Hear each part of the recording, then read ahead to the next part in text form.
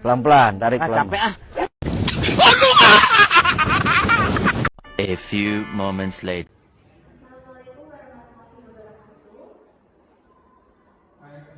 Waalaikumsalam warahmatullahi wabarakatuh. Selamat pagi dan salam sejahtera untuk kita semua. Puji syukur kehadiran Allah Subhanahu wa Ta'ala atas rahmat dan karunia-Nya sehingga kita dapat berkumpul bersama di ruang ini untuk menyaksikan seminar proposal mahasiswa program studi sastra Indonesia Fakultas Ilmu dan Ilmu Pendidikan Universitas Bali atas nama Muhammad Hanif Azhar. Sebelumnya perkenalkan saya Rini Sayati selaku moderator seminar proposal pada tahun ini. Yang kami hormati dosen pembimbing pertama dari saudara Muhammad Hanif Azhar, Profesor Dr. Dr. Andes Studi IKTNU.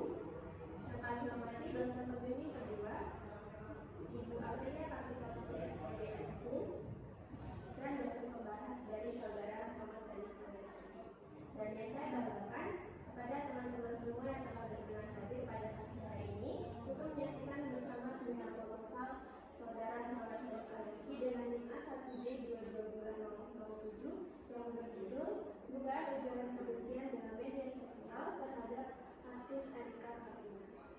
Pada seminar ini akan terdapat beberapa sesi kegiatan, yaitu yang pertama pembukaan yang saat ini sedang berlangsung, kedua pemaparan proposal skripsi dari Kemendagri dengan waktu kurang lebih 15 menit, ketiga tanya jawab dengan peserta seminar, yang keempat kritik dan saran dari dosen pembahas, yang kelima tanggapan dari dosen pembimbing, keenam pengumuman hasil seminar proposal, dan yang terakhir penutupan. Untuk mengefektifkan waktu, langsung saja kita masuk pada sesi berikutnya, yaitu pemaparan proposal skripsi dari saudara Hanif Azhar. Kepada saudara Muhammad Hanif Azhar, kami persilakan. Baiklah, terima kasih kepada moderator. Langsung saja saya di sini akan memaparkan seminar proposal saya yang berjudul Ujaran Kebencian dalam Media Sosial terhadap artis Erika Karina.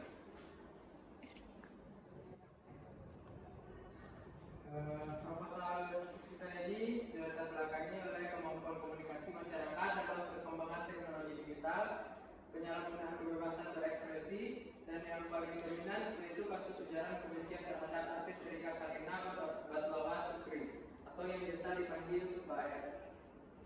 Kasus ini merujuk kepada 3 pasal, yaitu yang pertama pasal 335 KUHP, yang kedua pasal 28 ayat 2 junto pasal 45 Undang-Undang ITE, dan yang ketiga pasal 65 ayat 2 Undang-Undang Perlindungan Data Pribadi tahun 2022. Proposal ini juga dilatar belakangi dengan tingginya penetrasi media sosial di Instagram Indonesia yang didukung oleh sifat komunikasi publik dan fasilitas interaksi terbuka, telah menempatkan platform tersebut sebagai lahan subur bagi munculnya komentator-komentator negatif yang mengandung ujaran kebencian. Ujaran kebencian atau express adalah tindakan berbahasa di media sosial yang melanggar etika dan kesantunan dengan tujuan menyerang kehormatan serta mencari dukungan publik agar target dibenci. Fenomena ini yang dilakukan tanpa batasan usia atau jabatan relevan dikaji dalam ranah linguistik, khususnya pragmatik.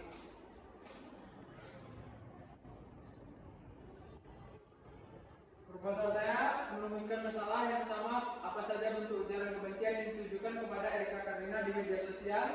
Yang kedua, apa saja makna ujaran kebencian yang ditujukan kepada Erika Karina di media sosial. Dan yang ketiga, apa saja jenis ujaran kebencian yang ditujukan kepada Erika Karina di media sosial. Adapun tujuan penelitian saya yang pertama mendeskripsikan bentuk ujaran kebencian terhadap Erika Karina secara linguistik. Yang kedua menjelaskan makna ujaran kebencian terhadap Erika Karina secara linguistik, dan yang ketiga menjabarkan jenis ujaran kebencian terhadap Erika Karina secara linguistik. Manfaat penelitian saya itu yang pertama memberikan kontribusi terhadap perkembangan ilmu linguistik terkait ujaran kebencian di media sosial. Yang kedua menambah referensi akademik mengenai bentuk, makna, dan jenis ujaran kebencian yang ditujukan kepada figur publik.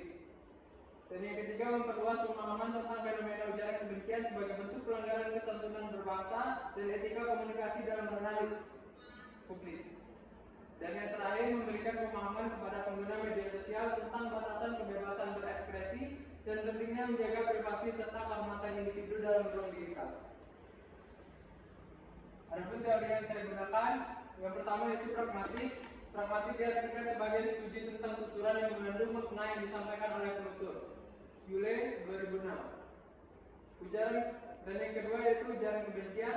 Yang pertama ada penghinaan, pencemaran nama baik, penistaan, perbuatan tidak menyenangkan, menghasut dan menyebarkan berita bohong.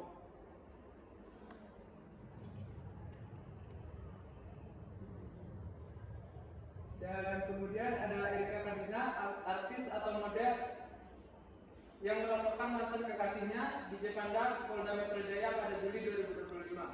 Kasus ini muncul karena di Jepanda diduga melakukan pengancaman untuk menghancurkan karir Erika, menyebarkan data pribadi Erika ke publik melalui grup fanbase dan menyebar hoax yang mencemarkan nama baiknya. Instagram yang diluncurkan tahun 2010 kini menjadi platform media sosial dominan di Indonesia. Platform ini telah berkembang menjadi alat interaktif dan komersial penting bagi individu dan bisnis untuk membangun citra, menjangkau audiens secara visual dan memfasilitasi interaksi publik melalui komentar. Pada metode penelitian saya ini berjenis deskriptif kualitatif. Data dan sumber data yaitu tuturan atau ujaran dari kolom komentar Instagram Erika Karina yang mengandung ujaran kebencian. Data diambil secara random atau acak karena peneliti akan memilah dan memilih komentar dari setiap akun pengguna Instagram sesuai dengan masalah penelitian. Teknik pengumpulan data yaitu yang pertama observasi. Observasi berdasarkan Nasution dalam Vigeno 2016 menjadi dasar penelitian ini, di mana penelitian mengakses Instagram untuk mengumpulkan data. Setelah observasi dilakukan, reduksi data yaitu proses pemilihan dan pemusatan data untuk dianalisis dengan fokus eksklusif pada bentuk ungkapan kebencian yang ditujukan kepada artis Erika Karina.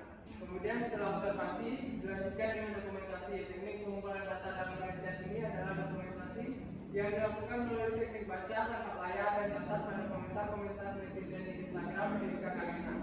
Peneliti mendokumentasikan setiap ujaran kebencian secara visual dan tertulis yang kemudian akan dianalisis berdasarkan landasan hukum yang berlaku, yaitu Surat Edaran Kapolri nomor SE-6-X-2015 dan Undang-Undang ITE. Kemudian uji validitas data dalam penelitian kualitatif. Keabsahan data sangat krusial untuk memastikan hasil dapat dipertanggungjawabkan secara ilmiah. Untuk mencapai validitas, peneliti ini memilih metode utama peer review, Lindblom dan Duba 1985 dipilih karena strategi ini efektif dalam meningkatkan kredibilitas data dan meminimalisasi subjektivitas peneliti dengan menghadirkan masukan kritis dan objektif dari rekan sejawat yang komplain. Teknik analisis data yang pertama identifikasi data, klasifikasi data, interpretasi data, deskripsi data, dan penarikan kesimpulan. Mungkin itu saja pemaparan dari saya. Sekian, terima kasih. Saya kembalikan ke moderator. Baiklah teman-teman, kita telah menyimak bersama-sama penyajian proposal skripsi dari saudara Muhammad Hadi Azaki. Selanjutnya kita memasuki sesi yang ketiga, yaitu sesi tanya jawab bagi teman-teman yang ingin bertanya. Saya terima kasih kepada Ibu Bapak atas kritik dan masukannya. Selanjutnya marilah kita dengarkan tanggapan dari dosen pembimbing. Kami persilakan kepada Profesor Dr. Andes Fitra M.Kum selaku dosen pembimbing pertama untuk memberikan tanggapannya terlebih dahulu. Selanjutnya kami persilakan kepada Ibu Aprilia Kartika Putri SPD M.Kum selaku dosen pembimbing kedua untuk memberikan tanggapannya. Kita memasuki sesi yang paling ditunggu-tunggu, yaitu pengumuman hasil seminar proposal saudara Muhammad Hadi Azaki yang akan disampaikan oleh Profesor Dr. Andes Fitra M.Kum selaku dosen pembimbing pertama. Dengan demikian selesai sudah seluruh rangkaian acara seminar proposal pada pagi hari ini. Kami ucapkan terima kasih kepada seluruh dosen pembimbing, dosen pembahas, serta teman-teman